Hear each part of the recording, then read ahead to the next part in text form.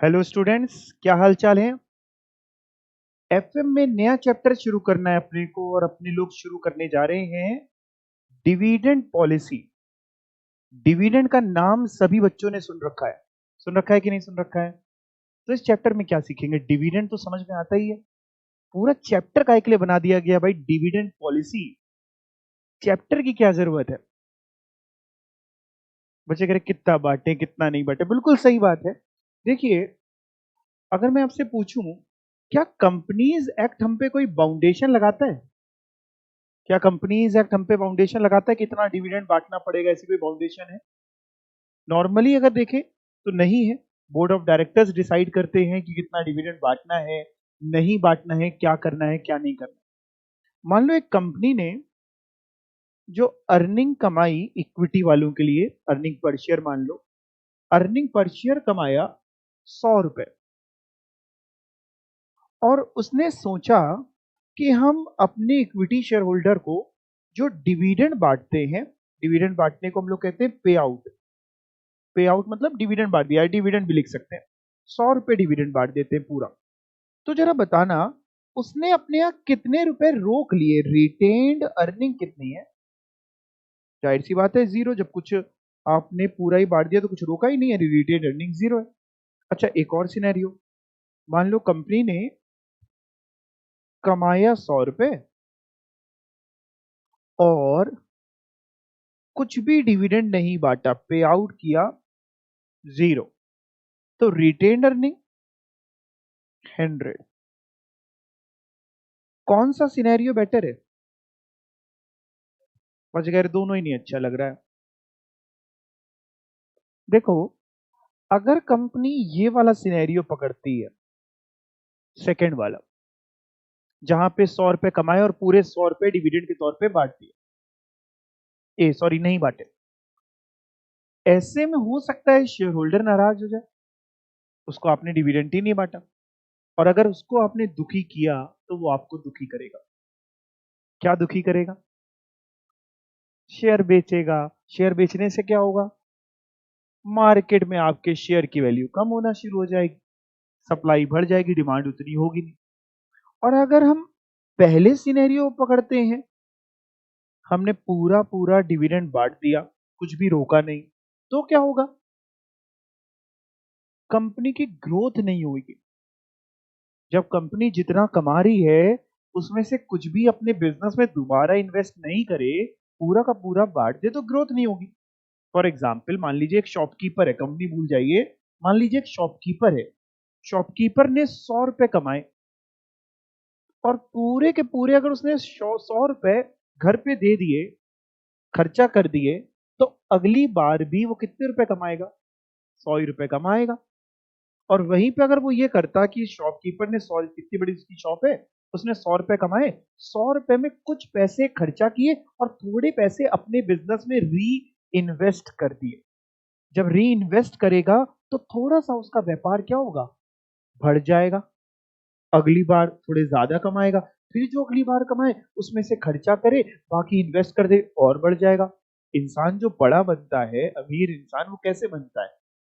या तो लॉटरी लग जाए, या फिर ऑर्गेनिक तरीका यही है कि भाई छोटे से व्यापार अपना शुरू करता है, उसी में अब सब कुछ लगाता चला जाता है, थोड़ा बहुत खर्चा करता है, बाकी इन्वेस्ट करता जाता है, और कहीं ना कहीं उसका बिजनेस एक्सपेंड करता है। सेम है कंपनी। कंपनी में अगर आपको ग्रोथ करनी है तो आज जो आपने 100 रुपए कमाए हैं वो पूरे नहीं बांटिए, थोड़े रखिए, थोड़े बांटिए। थोड़े रखने का मतलब है कंपनी में इन्वेस्ट करिए। हाँ, अगर जरूरत ही नहीं, आपको लग रहा है नहीं नहीं, कोई अभी इन्वेस्टमेंट की अपॉर्चुनिटीज है ही नहीं, तो रोक के भी क्या करेंगे, फिर पूरा बांट दीजिए। या फिर आपको लग रहा है 20 रुपए रोक लेने चाहिए तो 80 बांट दीजिए, 20 रोक लीजिए। या आपको लग रहा है 80 रोकने तो 80 रोक लीजिए, 20 बांट दीजिए। आपको जो भी लग रहा है, 50-50 लग रहा है, 50-50 कर दीजिए। बट क्या मैं ये कह सकता हूं कि सभी कंपनी को कोई एक तरीका अपना लेना चाहिए? कोई एक पॉलिसी, कोई एक तरीका सभी कंपनी में फिट हो जाएगा क्या? नहीं। सब कंपनी अलग अलग है, फैक्ट्स अलग अलग हैं। हर कंपनी अपनी सिचुएशन देखेगी कि क्या करना है क्या नहीं, उसके हिसाब से डिविडेंड बांटने का डिसीजन लेगी। आपको सच बताऊं तो डिविडेंड कितना बांटना है कितना नहीं बांटना आप पढ़ते हैं कि ये तो बोर्ड ऑफ डायरेक्टर डिसाइड करते हैं, बट ये बड़ी मुश्किल वाला काम होता है साहब। बहुत ही मुश्किल वाला काम है, क्योंकि ये एक ऐसा डिसीजन है कि अगर ये डिसीजन आपका गलत हो गया तो कंपनी की मार्केट वैल्यू पे फर्क आ सकता है। हमने जानबूझ करके गलती से या फिर मान लीजिए कम बांट दिया तो भी गलती हो सकती है, ज्यादा बांट दिया तो भी दिक्कत हो सकती है। जैसे एक छोटा सा एग्जांपल लेते हैं, अगर ज्यादा बांट दिया, मान लीजिए शेयर होल्डर हमसे एक्सपेक्ट कर रहा था कि ये कंपनी 10% डिविडेंड बांटती है। उसने हमारी कंपनी की हिस्ट्री देखी तो आमतौर पे हम 10% बांटते थे, उसकी एक्सपेक्टेशन उम्मीद थी 10% की, हमने उसको बांट दिया 15%। इस बार ज्यादा कमाई हुई, 15% बांट दिया। क्या लगता है शेयर होल्डर खुश होएगा कि दुखी होएगा? जाहिर सी बात है बहुत खुश होएगा, क्योंकि उसकी तो उम्मीद थी 10, उम्मीद से 1.5 गुना ज्यादा मिल रहा है, 15% मिल रहा है, खुश होएगा। बट बेटा ये खुशी जो है बहुत अच्छी है, लेकिन इस खुशी के साथ वो अगली बार के लिए अपनी एक्सपेक्टेशन 15% ही बना लेगा।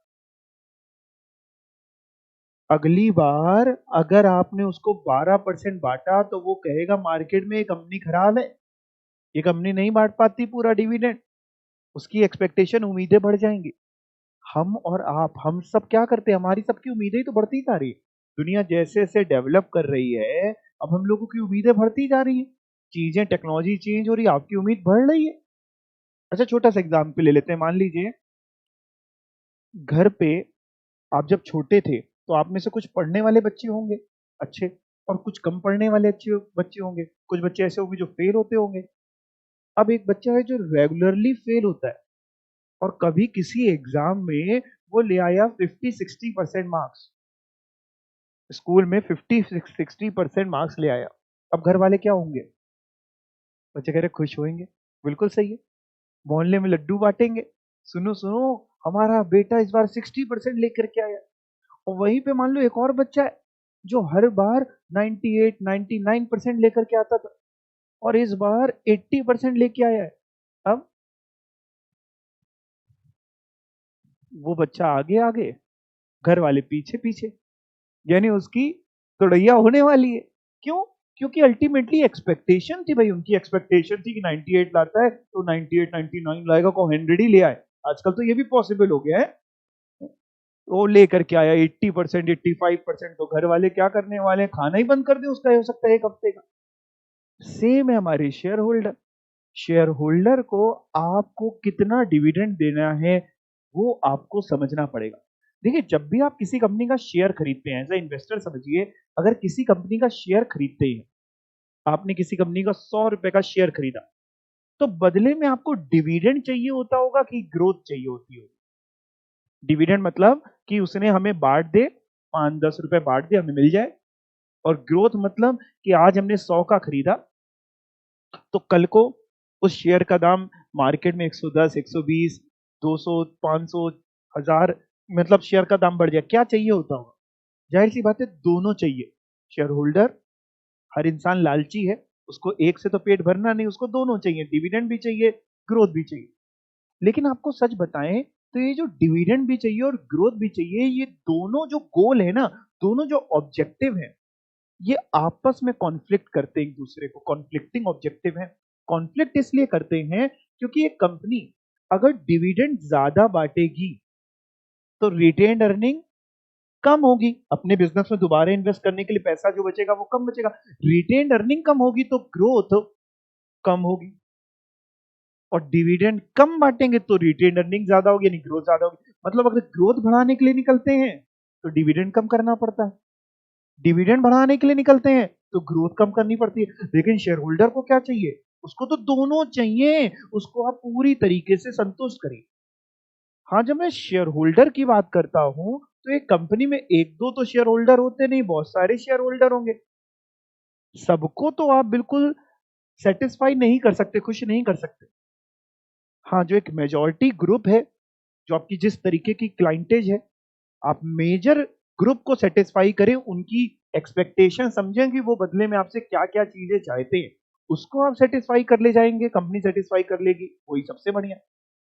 इस चैप्टर में हम लोग इसी को ही पढ़ेंगे, डिविडेंड बांटना चाहिए कि नहीं बांटना चाहिए, कितना बांटना चाहिए, उससे हमारे शेयर के प्राइस में क्या इंपैक्ट आता है।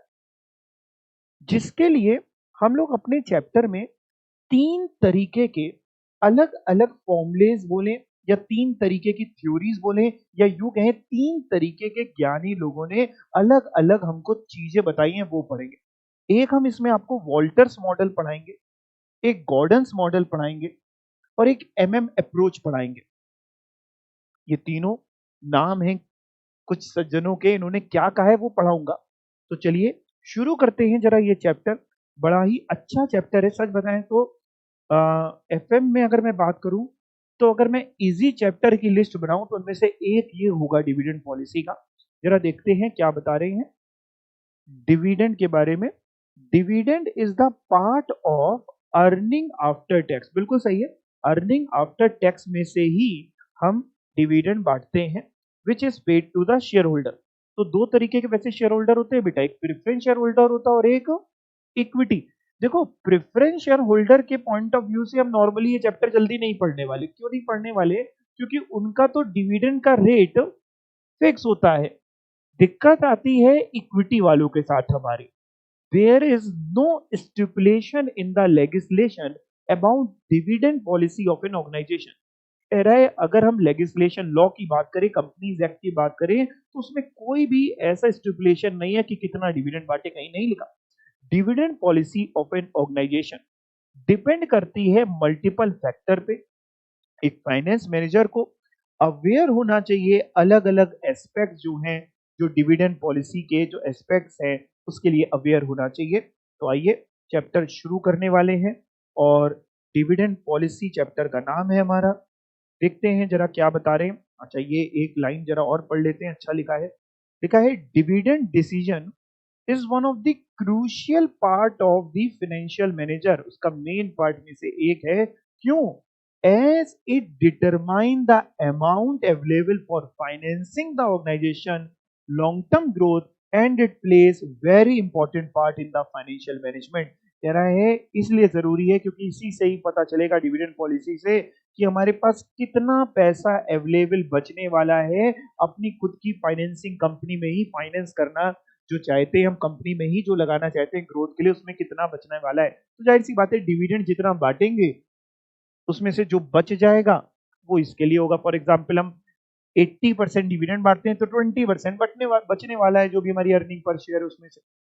चलिए देखते हैं क्या बता रहे हैं। डिविडेंड पॉलिसी डिटरमाइन करती है, क्या बताती है, what portion of earning will be paid out to stockholder, कितना हमें पे करना है, and what portion will be retain, कितना रोक लें इन द बिजनेस, क्यों रोक रहे हैं, to finance long term growth, business को एक्सपेंड करने के लिए कितना रोक लें। Dividend constitute the cash flow that accrues to equity holder.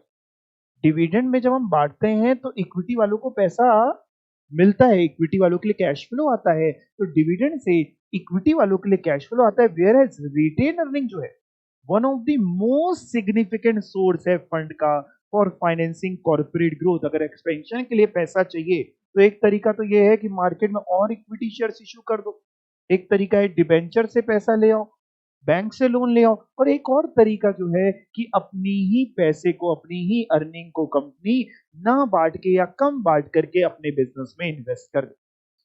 दोनों, बोथ डिविडेंड एंड ग्रोथ दोनों जो है वो डिजायरेबल है, दोनों ही चाहिए, शेयर होल्डर को भी दोनों चाहिए और कंपनी भी दोनों ही चाहती, कंपनी भी चाहती है कि हम अच्छे से अच्छा डिविडेंड बांट पाए और अच्छे से अच्छी मेरी कंपनी की ग्रोथ हो पाए। लेकिन दोनों कॉन्फ्लिक्टिंग गोल्स हैं। दोनों कॉन्फ्लिक्टिंग क्यों है समझ गए ना? डिविडेंड ज्यादा बांटोगे तो ग्रोथ कम रह जाएगी, ग्रोथ बढ़ाओगे तो डिविडेंड कम करना पड़ेगा। Higher dividend means less retained earning and vice versa. This position is quite challenging for the finance manager and necessitate the need to establish कि वो एक सही डिविडेंड पॉलिसी बनाए। विल इन्वॉल्व अ पैटर्न कि कैसे हम डिविडेंड बांटेंगे, having जिसका कोई एडवर्स इफेक्ट ना हो मेरे future actions of the firm पे। ऐसी पॉलिसी बनाइए कि जिससे आपकी फर्म पे कोई भविष्य में एडवर्स इफेक्ट ना पड़े। The formulation of dividend policy में poses many problem. On the one hand, theory would seem, theory मतलब theoretically बात करें तो theory would seem to dictate that the firm should retain all funds which can be employed at a higher rate than the capitalization rate. On the other hand, stockholder preferences must be considered. देखिए बहुत खूबसूरत paragraph है ये क्या है मैं आपको समझाता हूं। जो हम लोग वॉल्टर मॉडल पढ़ेंगे, गॉर्डन मॉडल पढ़ेंगे, वैसे एक एमएम भी पढ़ेंगे, लेकिन वॉल्टर और गॉर्डन की आपस में सोच बहुत मिलती है, उससे संबंधित ये लाइन है, मैं आपको समझाता हूँ ये क्या है। देखिए जब भी एक शेयर होल्डर एक कंपनी में इन्वेस्ट करता है, शेयर्स खरीदता है, तो बदले में उसकी कुछ एक्सपेक्टेशन होती है, रिटर्न की एक्सपेक्टेशन होती है कि हम इस कंपनी में पैसा लगा रहे हैं तो ये कंपनी हमको 10%, 12%, 15%, 20%, एनीथिंग 8% कमा करके दे। जो उसकी एक्सपेक्टेशन होती है वो होती है कंपनी के लिए कॉस्ट ऑफ इक्विटी, के ई। शेयर होल्डर की एक्सपेक्टेशन कंपनी के लिए जो है वो कॉस्ट है, के ई। अब सपोज करिए, मान लीजिए शेयर होल्डर की एक्सपेक्टेशन है 10% की, के ई जो है वो 10% का, शेयर होल्डर चाहता है कि 10% कंपनी कमा के दे। कंपनी ने उस पैसों में से जो इंटरनली कमाया वो कमाया 15%। 100 रुपए का शेयर होल्डर ने लगाए थे, शेयर होल्डर 10% चाहता था, बट कंपनी ने अच्छी मेहनत करी, आउट परफॉर्म करके दिखाया, परफॉर्मेंस लेवल अच्छा था उसका, और उसने 15% कमाया, 15 रुपए कमाया। अब जरा समझना, ये जो 15 रुपए कंपनी ने कमाया, एक ऑप्शन है कि हम शेयर होल्डर को बांट दें, एक ऑप्शन है रोक लें, या थोड़ा बांट दे थोड़ा रोक लें। ये एज्यूम करते हुए कि शेयर होल्डर को अभी तुरंत पैसों की जरूरत नहीं, थोड़ी देर हम ये एज्यूम कर ले रहे हैं कि शेयर होल्डर को तुरंत पैसों की जरूरत नहीं है, अगर हम बांटेंगे भी तो वो कहीं पे इन्वेस्ट करेगा, अगर हम बांट देंगे तो वो क्या करेगा, उस 15 रुपए को कहीं पे इन्वेस्ट करेगा। अब जरा समझना, अगर हम उसको 15 बांट देते हैं तो उस 15 को वो कहीं पे इन्वेस्ट करेगा, जहां पे भी करे, कहीं पे जहां पे इन्वेस्ट करेगा वहां पे रेट चल रहा है 10% का। उसकी एक्सपेक्टेशन जब मेरे से 10 थी तो मार्केट में अमूमन तौर पे 10% का रेट चल रहा है। और अगर हम नहीं बांटे तो मेरी कंपनी इस 15 को भी अपनी कंपनी में इन्वेस्ट करेंगे हम, और इस 15 रुपए पे भी अगली बार 15% कमाएंगे। जरा समझिए, समझिए मेरी बात को, समझिए, मैं लिख के समझाता हूं अपनी बात को। देखिए मेरी कंपनी कमाती है, आर मैं बोल दे रहा हूं, इंटरनल रेट ऑफ रिटर्न जो कमाती है वो 15% कमाती है, जबकि शेयर होल्डर की जो एक्सपेक्टेशन थी यानी कॉस्ट ऑफ इक्विटी वो 10% थी। शेयर होल्डर की एक्सपेक्टेशन से ज्यादा मेरी कंपनी कमा रही है। शेयर होल्डर ने 100 रुपए का शेयर खरीदा था और उस पर मेरी कंपनी ने 15% के हिसाब से 15 रुपए कमाए। अब बात ये जो 15 रुपए अर्निंग पर शेयर है, 15 रुपए, इस 15 रुपए को बात ये आती है कि हम बांटे कि ना बांटे। अगर हम पहला सिनेरियो ले लें कि हम बांट दें, अगर हम बांट देंगे शेयर होल्डर को, तो शेयर होल्डर इस 15 रुपए को, ये शेयर होल्डर है, इस 15 रुपए के साथ वो क्या करेगा, कहीं पे इन्वेस्ट करेगा। जहां पे इन्वेस्ट करने निकलेगा वहां पे उसको रिटर्न जो बदले में मिलेगा, इन्वेस्ट करेगा तो रिटर्न मिलेगा 10% का, क्योंकि मार्केट में चल रहा है 10%। और दूसरा सिनेरियो ये आता है कि हम उसको ना बांटे, अपनी ही कंपनी में इस 15 को भी री इन्वेस्ट कर दे। अगर हम अपनी ही कंपनी में दोबारा इन्वेस्ट कर देंगे इस 15 को भी, तो मेरी कंपनी अगली बार 100 पे तो 15% कमाएगी कमाएगी, और 15 रुपए पे भी 15% कमाएगी। वो 15 रुपए पे जो 15% कमाएंगे वो भी बिलोंग किसको करता है, किसका, शेयर होल्डर का है, हम थोड़ी ना खा जाएंगे बीच में। जरा समझो, शेयर होल्डर ज्यादा सेटिस्फाई कब होगा ऐसी सिचुएशन में, जब कंपनी डिविडेंड बांटे कि कंपनी ना बांटे। कंपनी ना बांटे तो ज्यादा खुश होगा, क्योंकि वो कह रहा है कंपनी बांट देगी तो साहब मैं कहीं पे इन्वेस्ट करूंगा 10% कम करूंगा, उससे बढ़िया तो उससे अच्छी तो कंपनी है। अगर कंपनी अपने पास रख के अपने बिजनेस में इसी पैसे को री इन्वेस्ट कर देगी तो इस पे भी वो 15% कमा के देगी। दैट मीन्स अगर उसका internal rate of return company का कॉस्ट ऑफ इक्विटी से यानी कैपिटलाइजेशन रेट से, यही को हम लोग कैपिटलाइजेशन रेट भी बोलते हैं, कॉस्ट ऑफ इक्विटी भी बोलते हैं, अगर मेरा इंटरनल रेट ऑफ रिटर्न कमाने का रेट कैपिटलाइजेशन रेट से ज्यादा है, खुद कमाने का रेट उसकी एक्सपेक्टेशन से ज्यादा है, तो शेयर होल्डर सेटिस्फाई तब होता है जब कंपनी कोई भी डिविडेंड ना बांटे, यानी पूरा का पूरा पैसा रिटेन्ड कर ले। इसी का अपोजिट सिनेरियो लेते हैं, अपोजिट, इसी का जस्ट अपोजिट सिनेरियो, मान लो शेयर होल्डर की एक्सपेक्टेशन थी 10% की, लेकिन कंपनी ने कमाया 8%, उससे कम कमाया। अब जरा समझो, शेयर होल्डर ने 100 रुपए लगाए थे, कंपनी ने 8%, 8 रुपए कमाया, मैं बात सिर्फ इस 8 की कर रहा हूं, फोकस सिर्फ इस पे रखना, अपना फोकस चेंज मत करना। इस 8 की बात कर रहा हूं। अगर ये 8 रुपए कंपनी ना बांटे और अपनी कंपनी में री इन्वेस्ट कर ले, तो अगली बार भी चांसेस हैं कि इस 8 रुपए पे भी कंपनी कितना कमा के देगी, 8%। और वहीं अगर इस 8 रुपए को बांट दें, शेयर होल्डर को दे दें, शेयर होल्डर को दे दें 8 रुपए को, तो शेयर होल्डर मार्केट में इसको कहीं इन्वेस्ट करेगा, और इन्वेस्ट करेगा तो कितने परसेंट पे करेगा, 10% पे। यानी ऐसे केस में शेयर होल्डर ज्यादा खुश तब होगा जब आप उसको डिविडेंड बांट दें, तो ज्यादा खुश होगा। Gordon model and Walter's model, सही बताऊं तो सिर्फ फॉर्मूला छोड़ के पूरा कॉन्सेप्ट यही है। आपने मजाक मजाक में 2 मॉडल समझ लिए। पढ़ते हैं जरा थ्योरी, फिर जब एग्जाम मतलब यहाँ पे आएगा तो मैं एक बार आपको एग्जाम के भी एक बार क्वेश्चन बताऊंगा क्या आते हैं किस तरीके के, और ये मॉडल्स क्या कहते हैं वो भी बताऊंगा। पहले ये लाइन पढ़िएगा, ये पैरा पढ़े। The formulation of dividend policy poses many problem, ठीक है। On the one hand theory would seem, अगर थियोटिकली बात करें तो वो ये कहती है, वो ये डिक्टेट करती है कि फर्म मतलब company, company should retain all funds which can be employed at higher rate than the capitalization rate।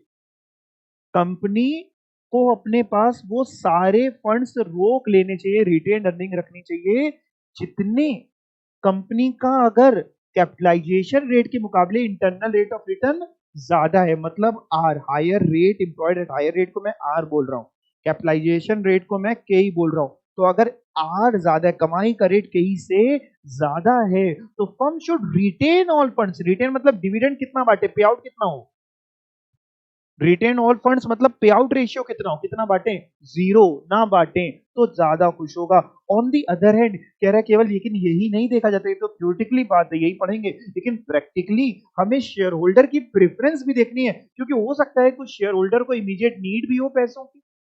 अभी तो हमने ये पूरा एग्जाम्पल आपको जो समझाया ये एज्यूम करके समझाया कि शेयर होल्डर को इमीडिएट नीड नहीं है। फॉर्मूले भी जब समझाऊंगा तो भी यही एज्यूम करूंगा, क्योंकि थ्योरी में तो जब पढ़ेंगे तो कुछ एजम्पशन बनानी पड़ती है, बट जब प्रैक्टिकल जीवन में इसको इंप्लीमेंट करते हैं तो हम प्रैक्टिकेबिलिटी भी देखते हैं कि ऐसा तो नहीं है कि शेयर होल्डर को आज पैसों की जरूरत है, ऐसा तो नहीं है कि उसकी कमाई के जरिए बंद हो गए हैं, कोविड की वजह से लॉकडाउन हो गया, उसकी कमाई के जरिए बंद हो गए तो उसको डिविडेंड की जरूरत है।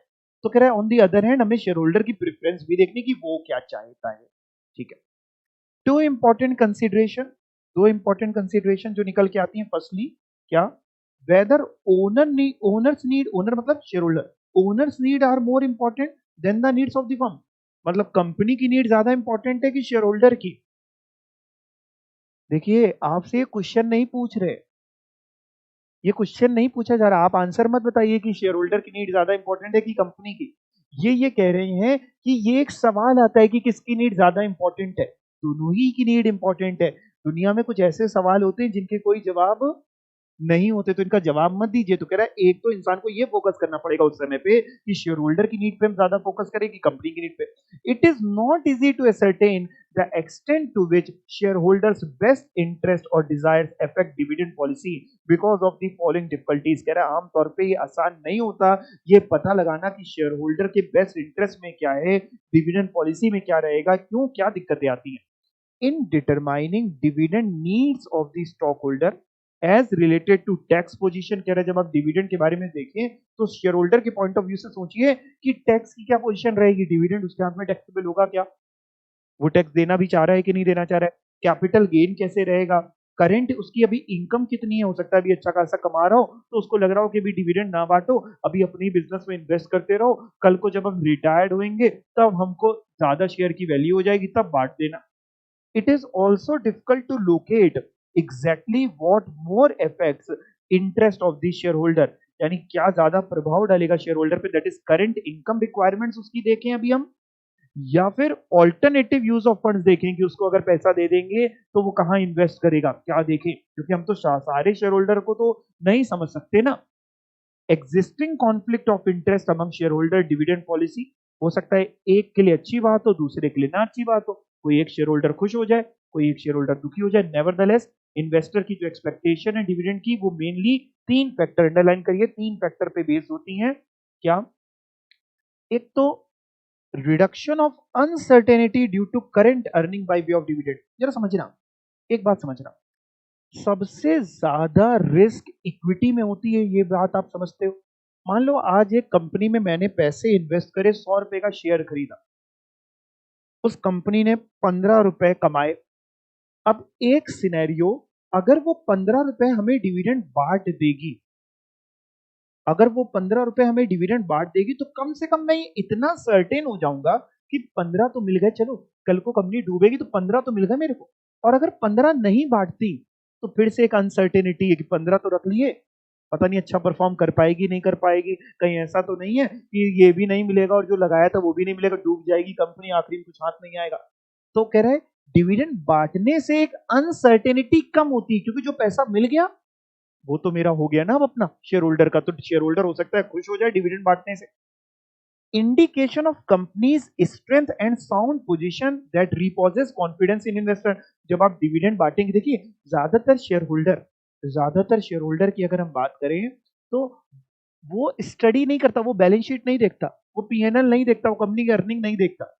मैं 100 में से 10-20% शेयर होल्डर्स को हटा दूं, 100% जो मान लो शेयर होल्डर इन्वेस्ट करते हैं उसमें 20% को हटा दूं, तो 80% मैं डंके की चोट पे कह सकता हूं कि वो ज्यादा नहीं देखते, वो अर्निंग्स नहीं देखते कंपनी की, वो पीएनएल बैलेंस शीट वगैरह नहीं देखते।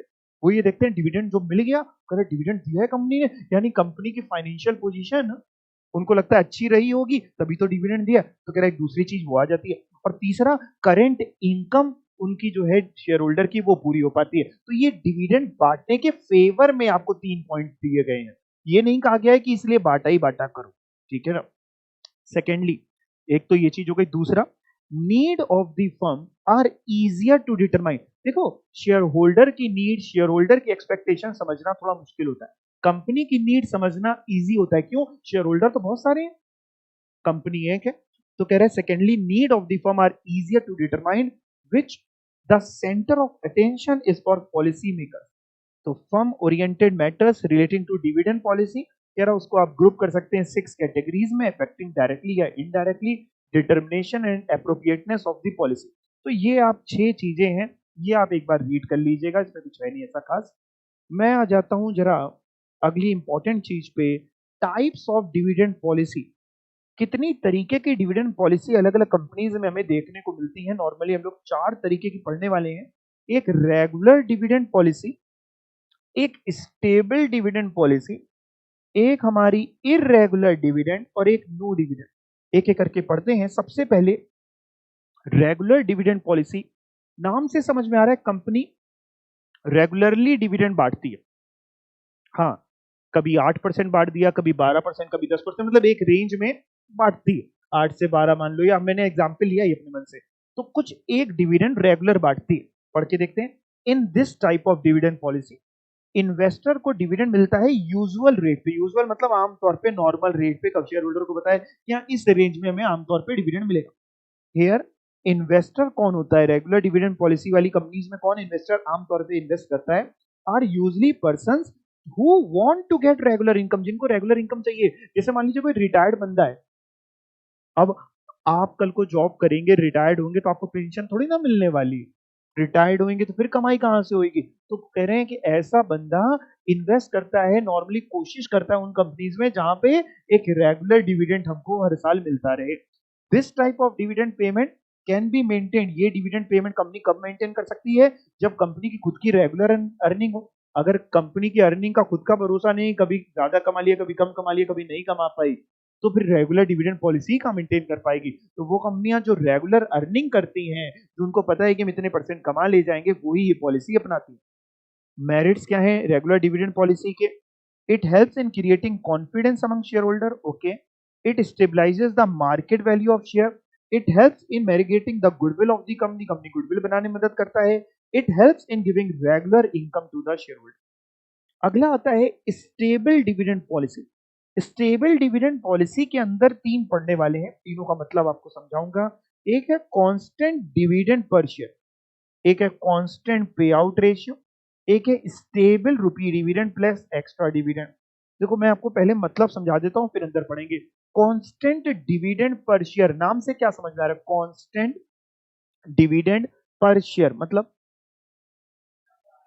मेरी कंपनी ने डिसाइड किया कि हम हर बार 5 रुपए का पर शेयर डिविडेंड बांटेंगे, तो हम हर बार 5 रुपए बांटते हैं।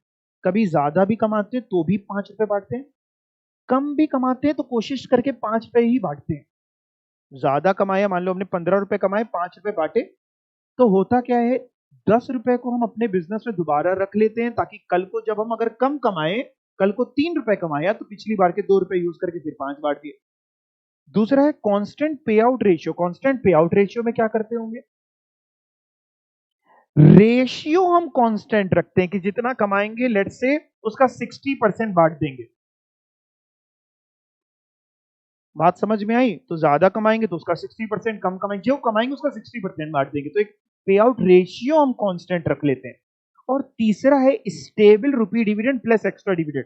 इसमें हम क्या करते हैं, हम स्टेबल रुपी डिविडेंड मतलब एक छोटा अमाउंट तय कर लेते हैं कि हम 2 रुपए तो बांटेंगे ही बांटेंगे हर बार, प्लस जब ज्यादा कमाएंगे तो थोड़ा और बढ़ा के बांट देंगे। स्टेबल तो देंगे ही देंगे, प्लस एक्स्ट्रा और दे देंगे। अब पढ़ के देखते हैं।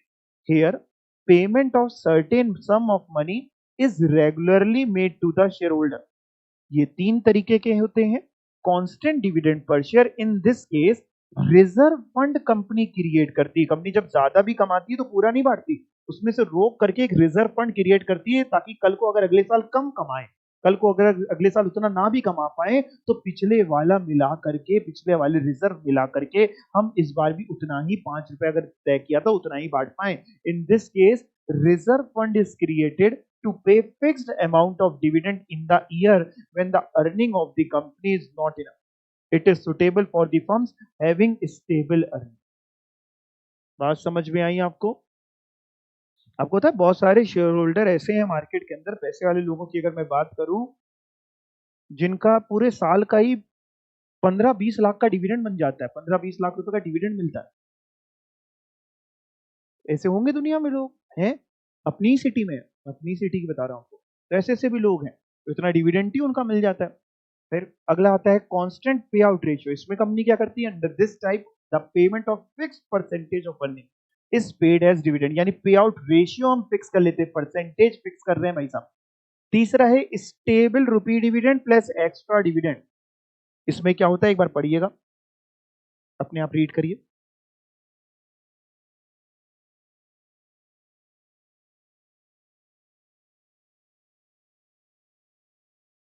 Under this type, there is payment of low dividend per share constantly.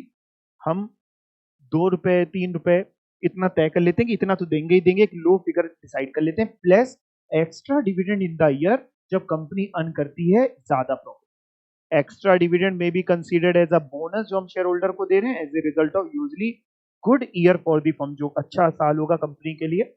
This additional amount of dividend may be paid in the form of cash में दे सकते हैं, बोनस शेयर दे दीजिए, कुछ भी दे दीजिए, जैसी आपकी लिक्विडिटी की पोजीशन है वैसा कर लीजिए।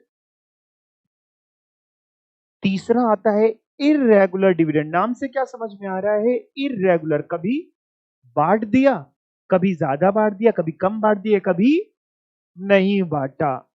शेयर होल्डर किस में खुश होता होगा, इररेगुलर में कि ऊपर वाले रेगुलर या स्टेबल वगैरह में? रेगुलर और स्टेबल में शेयर होल्डर को सही लगता है। Irregular, as the name suggest, here the company does not pay regular dividend to the share holder.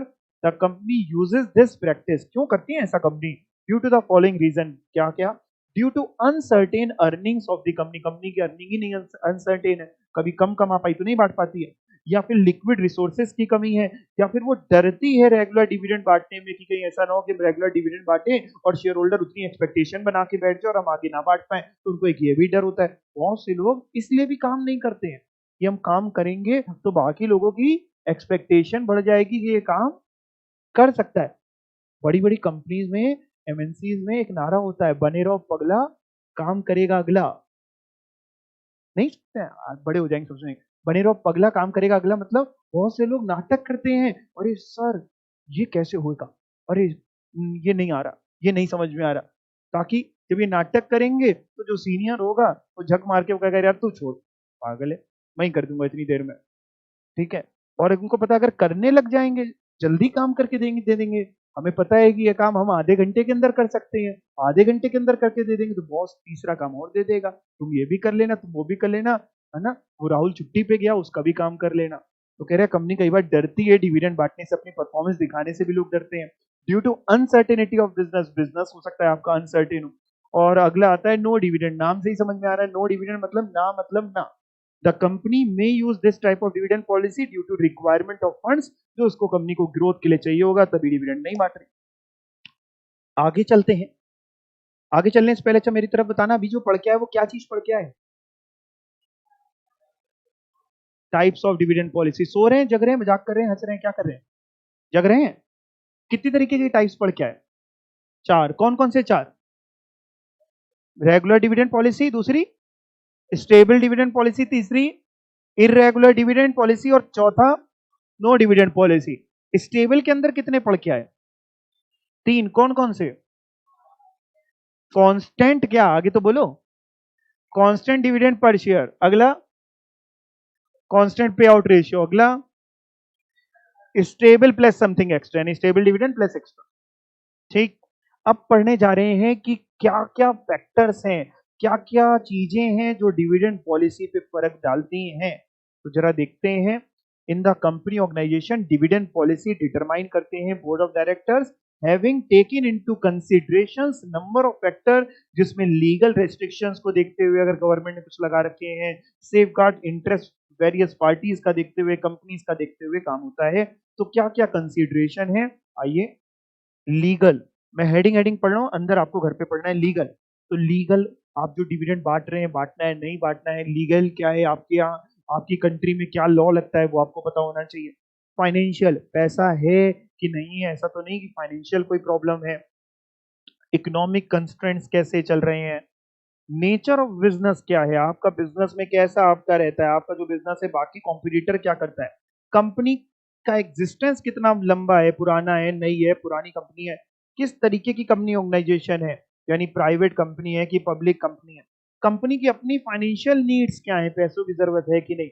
Market की क्या कंडीशन चल रही है इस समय, बूम पे चल रहा है, डिप्रेशन चल रहा है, इस सब पे भी डिविडेंड का फर्क आता है। फाइनेंशियल अरेंजमेंट कैसे हैं, पैसे कहाँ कहाँ से आपने ला रखे हैं, जैसे कि फॉर एग्जांपल हो सकता है मर्जर के बारे में प्लान कर रहे हो, एमल्गेमेशन दूसरी कंपनी से करने जा रहे हो। Change in government policy, government ने कोई चेंज किया है क्या, फॉर एग्जांपल मान लो पहले हो सकता है डिविडेंड पे गवर्नमेंट जो कहती थी कि टैक्स लगेगा जब कंपनी डिविडेंड बांटेगी तो कंपनी को देना पड़ेगा डिविडेंड डिस्ट्रीब्यूशन टैक्स। आज गवर्नमेंट कहती है कि कंपनी को नहीं देना होगा, हम शेयर होल्डर से लेंगे टैक्स डिविडेंड पे। तो गवर्नमेंट की पॉलिसी चेंज होगी तो हो सकता है आपको अपनी डिविडेंड पॉलिसीज भी चेंज करनी पड़े। कितनी तरीके के डिविडेंड होते हैं, forms of dividend, important mark करिए इसको। सर डिविडेंड तो हमने एक ही तरीके के सुने आज तक, बिल्कुल सही बेटा, लेकिन यहाँ पे मैं आपको 4 तरीके के डिविडेंड बताने वाला हूँ। एक है कैश डिविडेंड, जो आम तौर पे चलता है। कैश डिविडेंड मतलब डिविडेंड देने का मतलब पैसा दिया, ठीक है ना, बैंक अकाउंट के द्वारा पैसा दिया। दूसरा है बॉन्ड डिविडेंड। बॉन्ड डिविडेंड मतलब हमें डिविडेंड देना है लेकिन मेरी कंपनी के पास अभी लिक्विड पोजीशन सही नहीं, हम डिविडेंड देना चाह रहे हैं लेकिन लिक्विड मनी नहीं है। तो हमने क्या किया, तब तक के लिए बॉन्ड्स इशू कर दिए, डिबेंचर्स इशू कर दिए 2 साल 3 साल 4 साल के लिए, कि तब तक आप ये डिबेंचर्स पकड़िए, इतने टाइम बाद हम ये डिबेंचर के बदले में आपको पैसा दे देंगे। Bond dividend. स्टॉक डिविडेंड, जिसको आप बोनस शेयर्स के नाम से भी जानते हैं, स्टॉक हमने बोनस शेयर दे दिए, तो बोनस शेयर कंपनी कहां से देती है, प्रॉफिट से ही तो देती है, तो डिविडेंड कहीं बांटने का एक तरीका। प्रॉपर्टी डिविडेंड, बदले में हमने कोई एसेट कोई प्रॉपर्टी दे दी। हालांकि इंडिया में इस तरीके का डिविडेंड नहीं चलता, नॉर्मली पहले ही 3 देखे जाते हैं। तो आइए एक एक करके पढ़ें। Cash dividend, if dividend is paid in the form of cash it is called cash dividend. It is paid periodically out of the business concern, that is earning after interest and tax, या जिसको आप earning after tax बोलते हैं, क्योंकि earning after tax बोलेंगे तो अपने आप ही इंटरेस्ट तो पहले ही माइनस हो चुका होता, तो ये टी बोलो। कैश डिविडेंड कॉमन है और ज्यादा पॉपुलर है, ज्यादातर बिजनेस कंसर्न इस पे काम करती है। स्टॉक डिविडेंड, जिसको बोनस शेयर भी बोलते हैं, stock dividend is paid in the form of company stock due to rising of more finance under this type. Underline कर लो। देखो जब हमने बोनस शेयर बांटे तो बताओ कैश देना पड़ा कि नहीं देना पड़ा? नहीं, तो कैश तो हमारे पास रुक गया। कंपनी के पास cash is retain by business concern. Stock dividend में भी bonus issue, this issue is given only to the existing share holder to the business concern, ये तो पता है। बॉन्ड डिविडेंड सर क्या होता है, इसका एक और नाम है स्क्रिप डिविडेंड, अंडरलाइन कर लीजिए। If the company does not have sufficient funds to pay cash dividend, अगर आज आपको कैश डिविडेंड देने के लिए पैसा नहीं है तो कंपनी क्या करती है, company promises to pay the share holder at a future specific date with the help of issue of bond और नोट्स, यानी बॉन्ड इशू कर देती है कि तब तक के लिए मौज करिए, बॉन्ड लीजिए, ब्याज भी हम आपको देंगे और इतने टाइम बाद अपना बॉन्ड का पैसा ले लीजिएगा।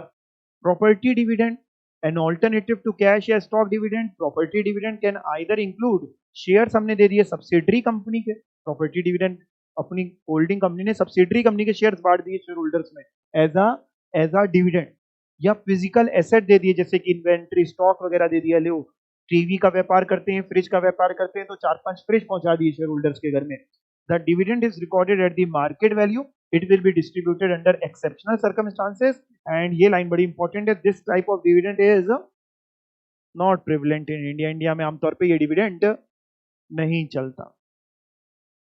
यहां से हमारा बेसिकली अब चैप्टर शुरू होगा, मतलब शुरू तो आप कहेंगे पहले ही हो गया था, बिल्कुल हो गया था। मेनली अब हमारी बातें यहाँ से और हम लोग थोड़ी सी दिमाग वाली करने वाले हैं, थ्योरीज ऑफ डिविडेंड, कि कैसे डिविडेंड पॉलिसी डिटरमाइन होगी।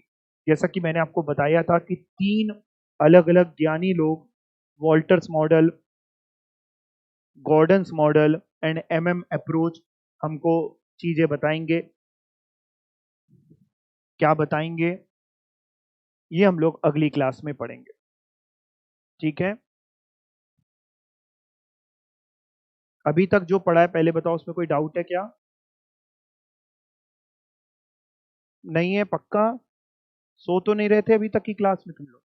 नहीं, कोई डाउट नहीं है, चलो थैंक यू।